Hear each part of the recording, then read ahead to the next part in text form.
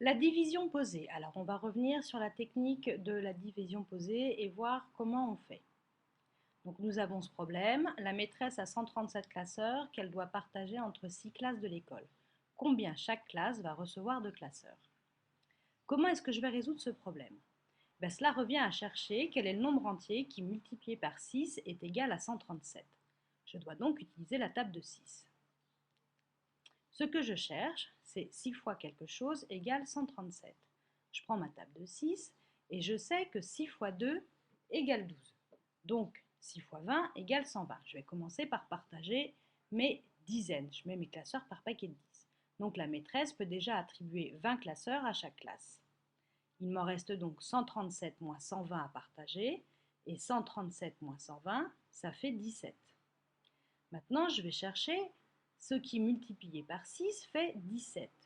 Or, je sais que 6 fois 2 égale 12, donc je sais que la maîtresse peut donner 2 classeurs de plus à chaque classe, soit en tout 20 plus 2, c'est-à-dire 22 classeurs à chaque classe. Il m'en reste donc 17 moins 12 à partager. Et 17 moins 12, ça fait 5.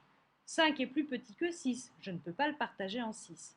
La maîtresse peut donc attribuer 22 classeurs à chaque classe et il en restera 5. Je vais donc pouvoir dire que 137, c'est 6 fois 22 plus 5. Ou, je peux écrire également, 137 divisé par 6 est égal à 22 plus 5.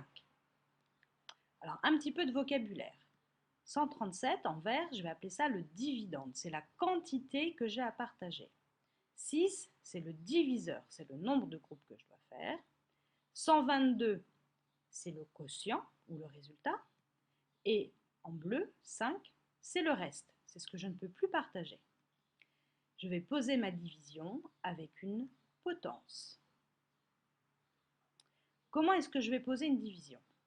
Donc, je fais ma potence, je vais écrire mon dividende, je vais écrire mon diviseur, et en dessous mon diviseur, j'aurai le quotient, et en bas du dividende, j'aurai le reste. Bon, et après, donc, on va faire notre opération.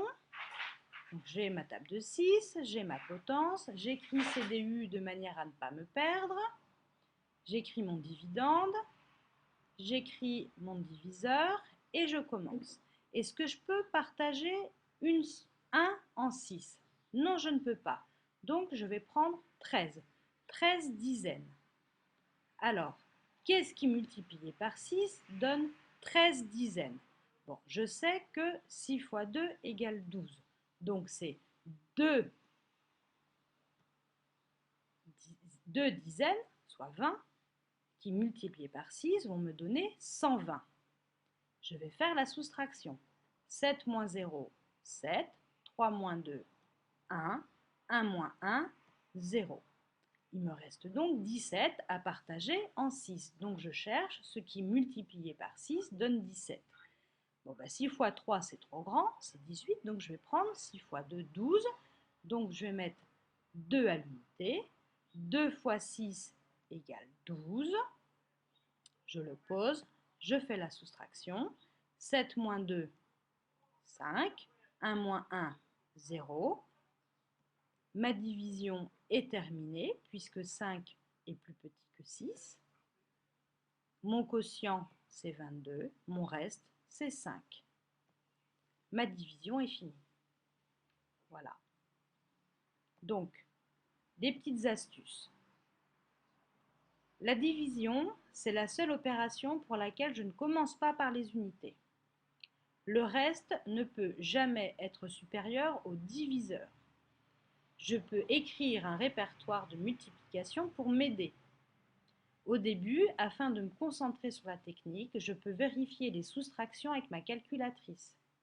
Je n'oublie pas le reste dans ma réponse sous la forme dividende égale diviseur fois quotient plus reste. Pour vérifier que j'ai bien compris, on va faire une division avec 528 qu'on va diviser par 4. Est-ce qu'il y a quelque chose qui multiplié par 4 peut me donner 5 ou un résultat approchant? Oui, c'est 1, une centaine. 100 fois 4, ça fait 400. Donc je pose mon 400 et je fais la soustraction. 8 moins 0, 8. 2 moins 0, 2. 5 moins 4, 100. 128. Et maintenant, est-ce que je peux partager 1 en 4? Non. Donc je vais m'intéresser à 12. Je prends 12. 12 dizaines. 12 dizaines divisé par 4. Dans la table de multiplication, j'ai 3 fois 4 qui font 12. Donc ça va être 3 dizaines. 3 dizaines fois 4 font 120. Je fais ma soustraction. 8 moins 0, 8. 2 moins 2, 0. 1 moins 1, 0. J'ai donc 8 unités qui me restent à partager en 4. Alors, qu'est-ce qui, dans la table de multiplication de 4, donne 8? Eh bien, 2. 2 fois 4 égale 8. Je pose mon 2. 2 fois 4 égale 8. Je fais ma soustraction. 8 moins 8, 0. Ma division est terminée puisque je n'ai plus rien à diviser. Ici, je n'ai plus rien à diviser. Donc, mon résultat est le quotient 132 et le reste 0.